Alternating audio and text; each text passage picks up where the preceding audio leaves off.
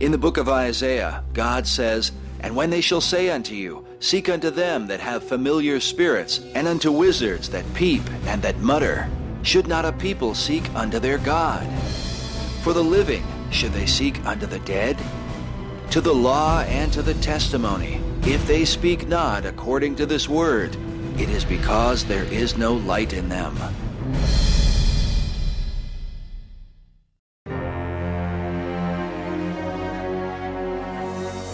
In the New Testament, the Apostle Paul warned the church when he wrote, "Now the Spirit speaketh expressly, that in the latter times some shall depart from the faith, giving heed to seducing spirits and doctrines of devils, speaking lies and hypocrisy."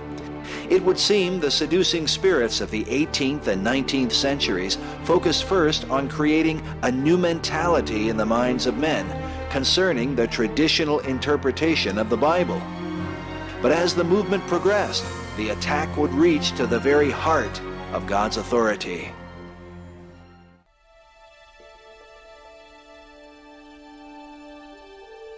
When Spiritist prophet Andrew Jackson Davis channeled his book on the principles of nature, he claimed to be a voice to mankind, to set forth the divine revelations of nature itself. He declared that in the beginning, the universalum was one boundless, undefinable, and unimaginable ocean of liquid fire, and that through an evolving process, all things proceeded from this principle of power. Like Mary Baker Eddy, Davis taught that God was not a person who created things according to his will, but rather was a principle or force that could be tapped into. Describing the laws of man and nature, he said, "Would it not be best to have the world exist on these immutable laws? Then existence would be emblematical of the brightness and beauty of Eden. Then the great tree which has so long been concealed from the mental view would grow and progress in glory, beauty, and perfection. Its branches would wave over the world. Such would be the delicious fruits of the great tree of knowledge." Rather than recognize the tree of knowledge as a curse upon mankind, Davis sought to embrace it. And rather than allow God's Word to define how we understand nature, Davis suggested that man's understanding of nature should govern his comprehension of God.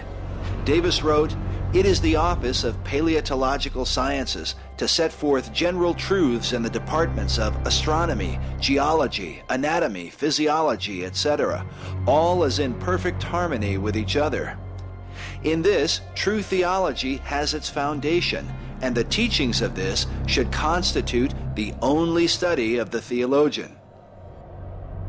As such, it is compelling that men of science would become the oracles for the next stage in the New Thought process."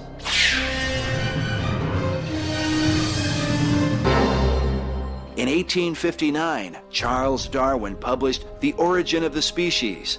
Most students today, while familiar with Darwin, are unaware of the full title of his work, which is The Origin of the Species by Means of Natural Selection or the Preservation of Favored Races in the Struggle for Life.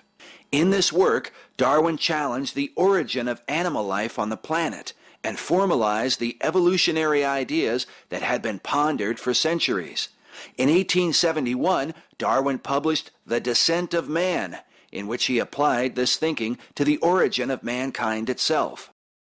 More than a century later, Charles Darwin is revered as a prophetic voice for humanism in the scientific community. His theories on evolution are today regarded as scientific fact. The very authorship of life itself, once acknowledged as from a divine creator who made man in his own image, has now been attributed to chance and the coincidence of nature.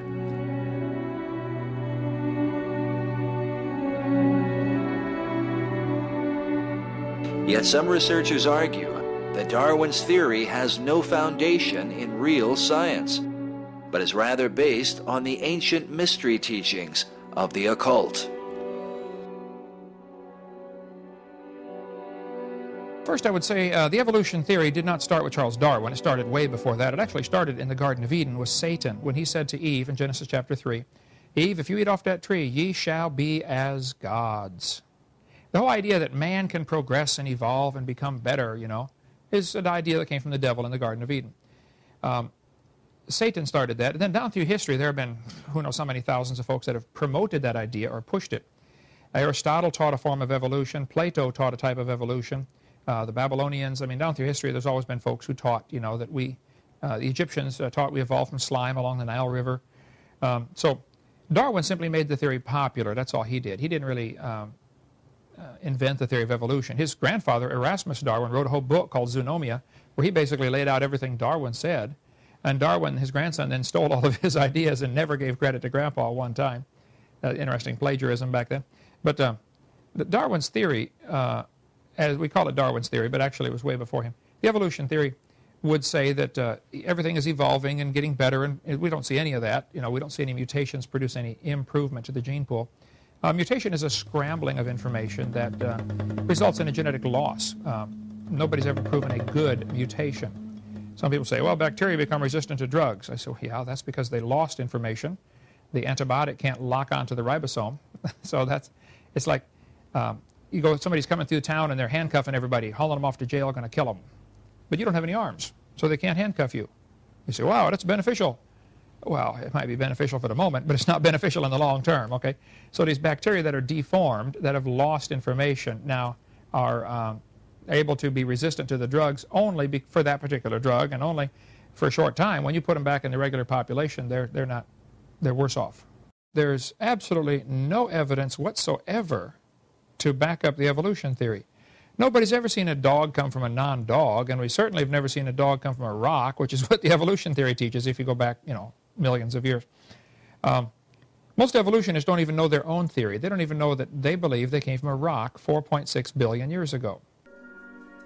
A typical modern science textbook says that 18 to 20 billion years ago, all the matter in the universe was concentrated into one very dense, very hot region that may have been much smaller than a period on this page. For some unknown reason, this region exploded. This explosion is called the Big Bang.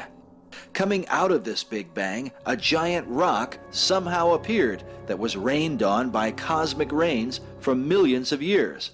Evolutionary scientists teach that from this rock supposedly came all the life on planet Earth.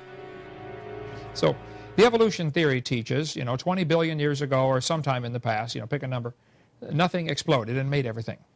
And then all this stuff was spreading out through space from the Big Bang theory, and then slowly groups of this matter began to get together and condense into planets and stars and moons and stuff like that. And then slowly, very slowly, over billions of years, or quickly if you're from Harvard, one of those planets, Earth, started to develop life, just by chance, of course, took a long time.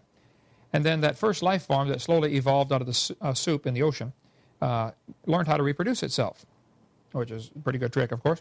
And then slowly it turned into different kinds of animals. So elephants and bananas and humans have a common ancestor by the evolution theory. That is pure speculation. It's religious. They believe that. I don't care what they believe, but it's not science. Darwinian scientists have attempted to explain the process of evolution as a gradual development that takes place over millions of years.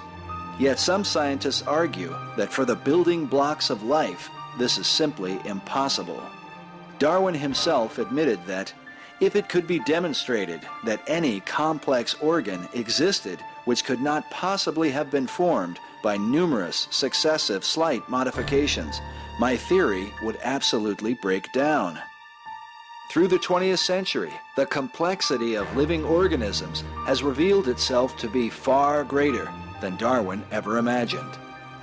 At the White House Millennium Council for the year 2000, world-renowned scientist Stephen Hawking commented that our present computers are less complex than the brain of an earthworm, a species not noted for their intellectual powers. Nobel Prize winner Linus Pauling taught that a single cell, the smallest living unit, is more complicated than New York City.